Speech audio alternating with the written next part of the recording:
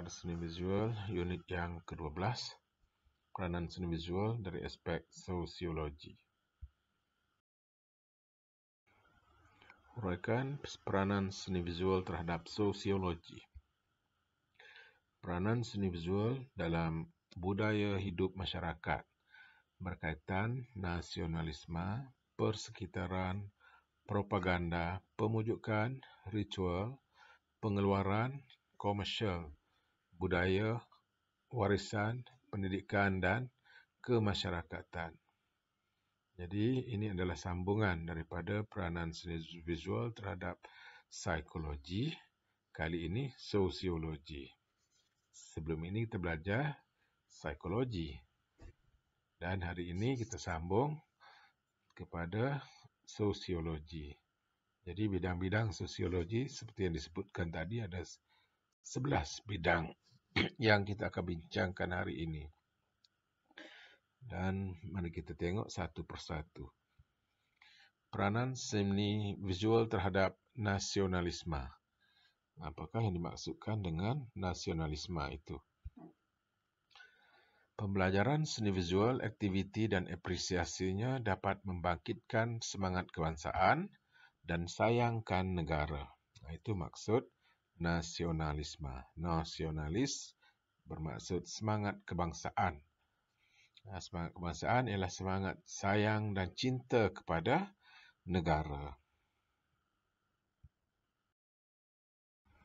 Mari kita lihat satu contoh karya. Sebuah karya doodle art merdeka dari wikomail.blogspot.com. Okey, lihat gambar doodle ini dulu. Sekali pandang kita sudah pun dapat mengetahui ciri-ciri atau identiti kebangsaan negara Malaysia. Kalau tidak ada tulisan Malaysia itu pun kita tahu karya ini menggambarkan Malaysia. Ini adalah sebuah karya doodle yang membangkitkan semangat kebangsaan dan rasa sayang kepada negara. Karya ini menggabungkan imej-imej yang dikutip dari seluruh Malaysia termasuk seni bina, budaya dan ikon yang menjadi identiti negara kita. Boleh dilihat di sana ada imej masjid, menara berkembar, pokok kelapa dan rumah. Okey, ini sudah pun menggambarkan Malaysia yang mana agama rasminya adalah agama Islam, digambarkan dengan masjid. Menara berkembar Petronas menggambarkan kemakmuran dan kemajuan negara Malaysia. Rumah dan pokok-pokok menggambarkan rakyat Malaysia. Dan kita lihat pula ikon-ikon yang digunakan. Burung enggang. Burung enggang dikutip dari simbol negeri Sarawak. Di sebelah kanan ada kepala harimau. Harimau merupakan salah satu imej dan yang diletakkan pada jata negara. Logo bola sepak Football Amatur Malaysia pun menggunakan harimau dan digelarkan Harimau Malaya. Dan di tengah-tengah itu ada buah yang berbentuk bulat dan di sebelahnya ada yang telah dibelah. Dan ini nampak macam cempedak kan, tapi sebenarnya ini adalah buah terap atau buah tarap. Sebagai ikon daripada negeri Sabah. Jadi kemudian ada pula hidangan makanan macam nasi lemak dengan ayam goreng, sedikit kacang, telur dan mentimun. Nasi lemak memang simbol makanan yang ada di semua negeri di seluruh Malaysia. Kemudian ada lagi imej bunga raya. Itu juga melambangkan negara Malaysia. Selain bendera di sebelah kiri dan sepak takraw atau bola sepak raga di sebelah kanan. Itu semua adalah menggambarkan ciri-ciri kemalaysiaan. Dan gabungan imej-imej ini sangat tepat dan berjaya mewujudkan rasa semangat kebangsaan. Kita tengok kalau anda orang Sabah, dengan adanya buah terap itu mencetuskan rasa kemalaysiaan, kebersamaan dalam sebuah negara. Baik, ini adalah karya Doodle. Karya Doodle yang mampu mewujudkan semangat kebangsaan sebagai contoh untuk kita hari ini. Teruskan lagi dengan unsur sosiologi yang lain pula, peranan terhadap persekitaran. Peranan seni visual, aktiviti dan apresiasinya mengukuhkan kepekaan dan sensitiviti terhadap kepentingan sekeliling yang memberi kesan kepada kehidupan. Melalui seni visual, kita mampu mewujudkan kesedaran terhadap kepentingan alam sekitar. Bagaimana pula peranan terhadap propaganda. Seni visual sebagai saluran untuk menyampaikan dan menyebarkan idea, hasrat atau kepercayaan, pengaruh dan kuasa. Propaganda biasanya disebarkan melalui poster-poster. Poster propaganda termasuk propaganda politik, propaganda untuk kuasa, untuk menyebarkan idea dan hasrat kerajaan. Contoh sekarang ini disebarkan melalui media sosial, propaganda, kita sebut sebagai propaganda tentang vaksin. Perlu adanya propaganda kerana terdapat propaganda yang anti-vaksin. Untuk melawan anti-vaksin, kena ada propaganda untuk yang menyokong vaksin. Jadi, kita tengoklah mana yang kuat. Dan sekarang negara kita sudah pun mencapai 80% rakyat yang berumur 18 tahun ke atas sudah divaksin. Ini bermaksud propaganda menyokong vaksin telah berjaya mengalahkan propaganda anti-vaksin. Teruskan lagi. Peranan terhadap ritual. Seni visual dalam melaksanakan ritual atau upacara sesuatu budaya dan adat resam dalam aktiviti kehidupan masyarakat. Ritual ni amalan yang menjadi adat resam. Juga memerlukan seni visual. Seni itu mengindahkan lagi ritual. Contohnya adat bersanding. Kena indah-indah baru boleh bersanding kan. Peranan terhadap spiritual. Apa maksud spiritual? Seni visual untuk ketenangan, kepuasan dan keselesaan peribadi. Jadi spiritual ini bermaksud dalaman atau kepuasan diri kita sendiri. Kepuasan secara spiritual kita, ruh kita. Kita rasa puas macam mana. Itu antara peranan seni visual di bawah bidang sosiologi. Baiklah, mari kita lihat satu lagi contoh. Ini adalah sebuah poster. Dengan sebuah poster. Poster ini boleh dianggap dari bidang sosiologi propaganda. Ini merupakan sebuah poster filem Amerika yang menggambarkan kehebatan tentera Amerika berperang di Vietnam. Imej lelaki berotot dengan senjata canggih dan helikopter digunakan dalam poster ini.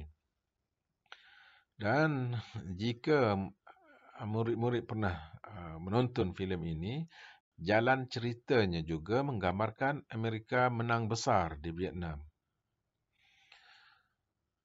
Menyebabkan audien percaya pihak Amerika menang di Vietnam. Jadi hakikatnya macam mana? pada hakikatnya Amerika telah kalah teruk dalam perang di Vietnam.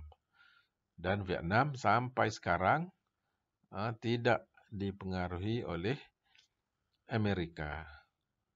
Kalau dengan Jepun, Amerika pernah menang dengan Jepun. Sampai sekarang, Jepun terpaksa menerima satu pangkalan tentera. Pangkalan tentera Amerika ada di Jepun. Tapi di Vietnam, tidak ada sebarang pangkalan tentera Amerika. Sebab mereka memang kalah teruk di sana.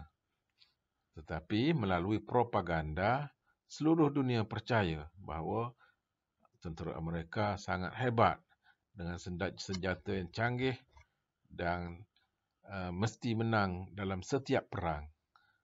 Tapi hakikatnya tidak begitu. Di Vietnam, mereka kalah teruk. Jadi propaganda di sini ialah untuk menyebarkan kepercayaan bahawa mereka ialah sebuah negara yang mempunyai kekuatan tentera yang tidak terkalah. Okey, itu maksud propaganda. Dan seninya di mana? Poster inilah seninya. Poster adalah salah satu penghasilan perekaan bidang seni visual di bawah bidang perekaan.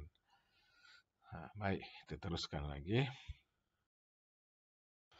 Apakah peranan seni visual terhadap budaya? Seni visual sebagai pengenalan budaya sesuatu masyarakat. Contohnya rekaan fashion pakaian. Kalau Cheongsam, kita tahu itu dari budaya masyarakat Cina di Malaysia. Kalau pakaian sari, itu adalah dari masyarakat India. Kalau rekaan busana kebaya pula, kebaya adalah identiti masyarakat Melayu.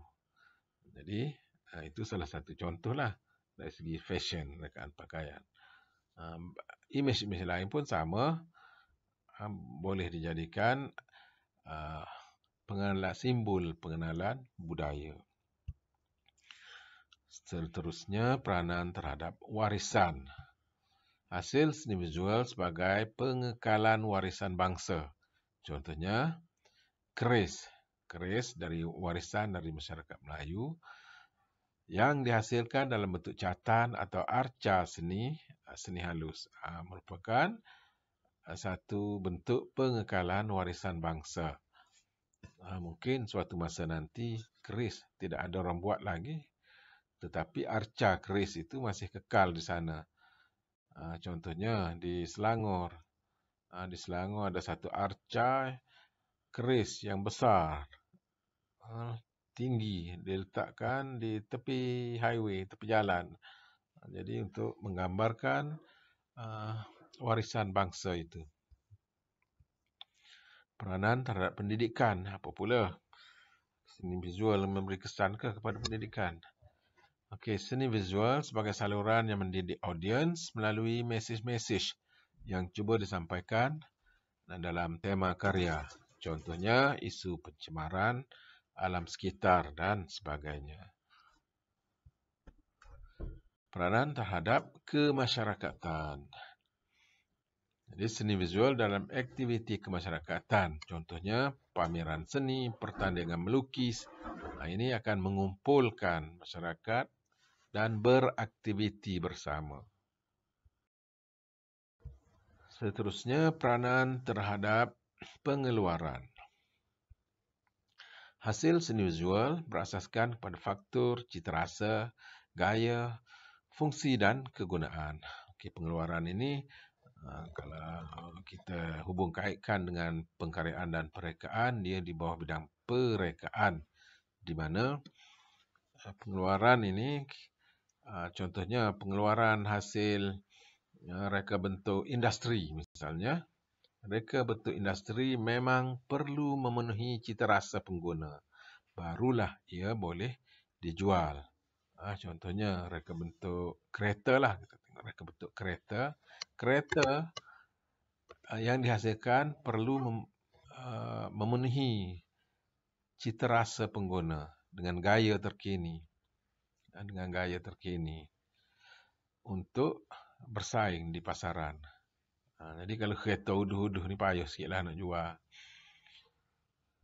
Seterusnya, peranan terhadap pemujukan. Apa yang dimaksudkan dengan pemujukan ialah hasil seni visual berkeupayaan membentuk empati dan tarikan.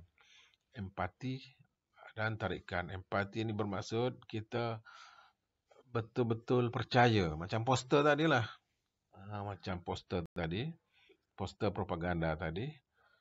Kita terpercaya bahawa mereka menang di Vietnam. Itu adalah salah satu cara mereka membuat kita percaya melalui pemujukan. Pemujukan juga sama macam propaganda, lebih kurang sama macam propaganda. Cuma pemujukan ni boleh juga digunakan dalam poster untuk komersial. Contohnya, satu billboard besar diletakkan di tepi jalan. Pernah ada di Kubang Krian suatu ketika dulu. Ini kawasan, ini wilayah Celcom. Jadi kita akan percaya bahawa di kawasan tersebut line Celcom paling kuat, paling liputannya paling besar di kawasan tersebut.